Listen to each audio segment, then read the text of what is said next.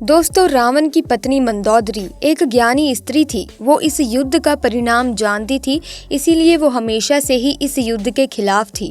मंदोदरी के बारे में जो कथा मिलती है उसके अनुसार ये हेमा नाम की अप्सरा की बेटी थी।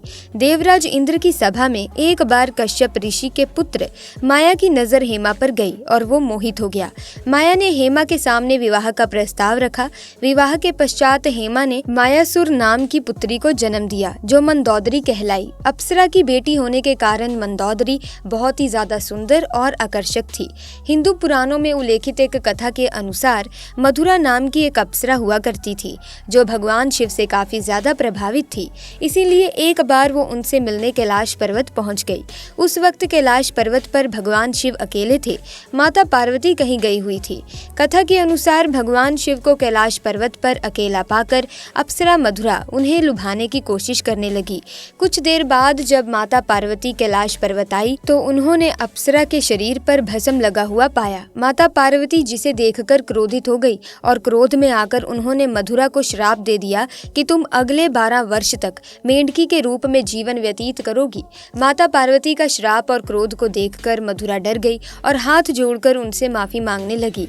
जिसके बाद माता पार्वती ने उसे कहा कि सही समय आने पर तुम श्राप मुक्त हो जाओगी। और जैसा कि माता पार्वती ने श्राप दिया था तब अप्सरा मधुरा तुरंत ही मेंढकी बन गई, जिसके बाद वो धरती लोक पर विचरण करने लगी। दोस्तों, मेंढकी रूपी मधुरा पृथ्वी लोक पर किसी तरह अपने दिन गुजार रही थी, लेकिन तभी एक दिन अचानक एक भयंकर सांप मेंढकी को खाने के लिए उसके पीछे पड़ गया। मेंढकी मधुरा अपनी जान बचाने के लिए भागने लगी और भागते भागते वो सप्त ऋषियों के आश्रम में पहुंच गई, जहां उन्होंने खीर बनाने के लिए खीर को बहुत बड़े लकड़ी के चूल्हे पर चढ़ाया हुआ था। जब सांप ने मेंढकी मधुरा को दौड़ाया तब वो उछलकर उसी खीर के बर्तन पर बैठ गई। जब सांप उसके पीछे आया तो वो उससे बचने के लिए बर्तन के एक छोर से दूसरे छोर पर उछल गई। सांप भी उसके पीछे पड़ गया और दूसरे छोर पर जाने की कोशिश करने लगा, लेकिन दुर्भाग्य से वो फिसल कर खीर के बर्तन में गिर गया और खीर गर्म होने के कारण दोस्तों वो सर्प मर गया। किंतु अब मेंढकी बनी मधुरा को ये चिंता सताने लगी कि जब ऋषिगण यहाँ आएंगे और वो ये खीर खाएंगे तो जहरीले सांप की वजह से उनकी तो मृत्यु हो जाएगी, और मधुरा ये हरगिज नहीं चाहती थी उसकी वजह से सप्त ऋषियों की जान जाए। इसीलिए वो वहीं बैठकर ऋषियों का इंतजार करने लगी। जैसे ही ऋषि वहां आए तो वो उनके सामने ही तुरंत खीर के बर्तन में कूद गई। ऋषियों ने मेंढकी को बर्तन में कूदते हुए देख लिया, इसीलिए उन्होंने सोचा कि अब तो ये खीर खाने योग्य नहीं है और उन्होंने खीर को वहीं फैला दिया। खीर फैलाने पर उन्होंने देखा कि इस बर्तन में मेंढकी के अलावा एक सांप भी मरा हुआ है। ये देखकर सभी ऋषि समझ गए कि मेंढकी ने हम सब की जान बचाने के लिए अपने प्राणों का बलिदान दे दिया। मेंढकी की इस दरिया दिली को देखकर सभी ऋषियों ने अपनी शक्ति से उस मेंढकी को जीवित कर दिया और उसे कन्या का स्वरूप दे दिया, जिससे अब मथुरा मेंढकी से एक सुंदर कन्या बन गई थी। किंतु लोग समाज के डर से ऋषियों ने इस कन्या को अपने साथ नहीं रखा। उन्होंने महर्षि कश्यप के पुत्र मायासुर को बुलाकर उस कन्या को सौंप दिया। मायासुर और उसकी पत्नी हेमा ने उस कन्या को पुत्री के रूप में गोद ले लिया।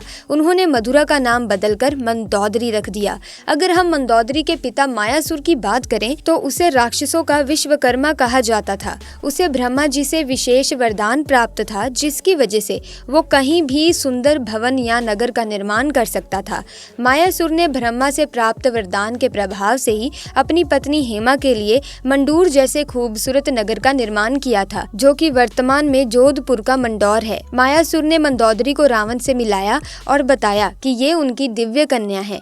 हेमा अप्सरा इनकी माता है। रावण की नजर जैसे ही मंदोदरी पर गई वो मोहित हो गया और झट से विवाह का प्रस्ताव स्वीकार कर लिया। दोस्तों, रावण ने मंदोदरी को वचन दिया कि केवल मंदोदरी ही उनकी प्रमुख पत्नी और लंका की महारानी होगी। मंदोदरी से विवाह के उपहार स्वरूप मायासुर ने रावण के लिए सोने की लंका का निर्माण किया। कहा जाता है कि राजस्थान के जोधपुर के मंडौर में मंदोदरी और रावण का विवाह हुआ था। राजस्थान के जोधपुर के मंडौर रेलवे स्टेशन के पास एक जगह है जिसके बारे में ये मान्यता है कि इसी स्थान पर रावण ने मंदोदरी के साथ 7 फेरे लिए थे। कुछ मान्यताओं के अनुसार भगवान शिव के वरदान के कारण मंदोदरी का विवाह रावण से हुआ था। मंदोदरी ने शिवलेश्वर नाथ मंदिर में भगवान शिव की आराधना की थी। ये मंदिर मेरठ के सदर इलाके में है। कहा जाता है कि मंदोदरी ने भगवान शंकर से ये वरदान मांगा चाहता था कि उसका पति इस धरती का सबसे विद्वान और शक्तिशाली हो। उस समय रावण ही एकमात्र ऐसा पुरुष था जो धरती का सबसे विद्वान और शक्तिशाली पुरुष था। कहते हैं कि रावण मंदोदरी की सुंदरता पर इस कदर मोहित हुआ कि उसकी कई रानियां होते हुए भी उसने मंदोदरी को वचन दे दिया था कि केवल मंदोदरी उनकी प्रमुख रानी और लंका की महारानी होगी। कथाओं में मंदोदरी को एक पतिव्रता नारी के रूप में भी वर्णित किया गया है। वो मंदोदरी ही थी जिसने अपने पति रावण के मनोरंजन के लिए शतरंज के खेल का प्रारंभ किया था। रावण से विवाह के बाद मंदोदरी को रावण से मेघनाथ और अक्षय नामक 2 पुत्र हुए थे। श्री राम द्वारा रावण के वध के पीछे मंदोदरी का भी हाथ था। कहा जाता है कि रावण की मृत्यु एक दिव्य बाण से हो सकती थी और उस दिव्य बाण के बारे में रावण ने सिर्फ मंदोदरी को ही बताया था, लेकिन हनुमान जी ने बहुत ही चालाकी से अपनी बातों में फंसाकर मंदोदरी से इस बाण के बारे में जानकारी हासिल करके उसे चुरा लिया और इस बाण की मदद से प्रभु श्री राम ने रावण का वध कर दिया था। कहते हैं कि मंदोदरी अपने पति द्वारा किए गए बुरे कार्यों से अच्छी तरह से परिचित थी। वो रावण को हमेशा यही सलाह दिया करती थी कि बुराई के मार्ग को त्याग कर सत्य की शरण में आ जाए, लेकिन अपनी ताकत पर घमंड करने वाले रावण ने कभी मंदोदरी की बात को गंभीरता से लिया ही नहीं और उसका परिणाम तो आप सभी जानते ही हैं। दोस्तों, इसी तरह से ये भी बात बहुत ज्यादा प्रचलित है कि आखिर क्यों किया मंदोदरी ने विभीषण से विवाह।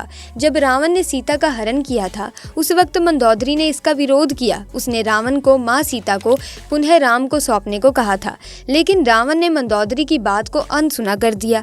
प्रचलित कथाओं के मुताबिक राम रावण के युद्ध में विभीषण और मंदोदरी सहित कुछ गिने चुने लोगों को छोड़कर रावण के पूरे कुल का नाश हो गया था।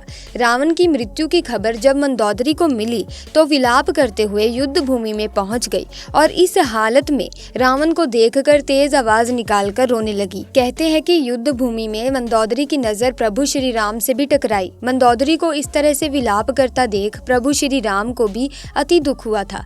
लंका के सुखद भविष्य के लिए श्री राम ने विभीषण को लंका का राजपाट सौंप दिया था और उन्होंने मंदोदरी के सामने विभीषण से विवाह करने का प्रस्ताव रखा था, लेकिन उस समय मंदोदरी ने उसका कोई उत्तर नहीं दिया। जिसके बाद प्रभु श्री राम अपनी पत्नी सीता और भाई लक्ष्मण के साथ वापस अयोध्या लौट गए। वहीं दूसरी तरफ मंदोदरी ने रावण की मृत्यु के शोक में खुद को लंका के महल के कमरे में कैद कर लिया। बहुत दिनों तक इस कमरे में कैद रहने के बाद वो बाहर निकली और उसने विभीषण से विवाह कर लिया, लेकिन कुछ विद्वान इस बात को सीधे तौर पर नकारते हैं। उनका मानना है कि इसका सच्चाई से कोई लेना देना नहीं है। दरअसल इन विद्वानों के मुताबिक मंदोदरी पतिव्रता नारी थी, अपने पति के प्रति पूरी तरह से समर्पित थी। इतनी महान ज्ञानी पतिव्रता नारी ऐसा निर्णय नहीं ले सकती। ऐसे में मंदोदरी का रावण की मृत्यु के बाद विभीषण से विवाह कर लेना एक विधंती के अलावा और कुछ भी नहीं है। दोस्तों, ऐसे में आपको क्या लगता है, क्या मंदोदरी ने दूसरा विवाह किया था या फिर नहीं? हमें कमेंट्स में ज़रूर बताइएगा। इसी के साथ आज की वीडियो में बस इतना ही। अगर वीडियो में दी गई जानकारी अच्छी लगी तो वीडियो को लाइक करें, शेयर करें और चैनल को सब्सक्राइब करके बेल आइकन को प्रेस करें ताकि आने वाली नई वीडियोस की अपडेट आपको मिलती रहे। आपका बहुत बहुत धन्यवाद।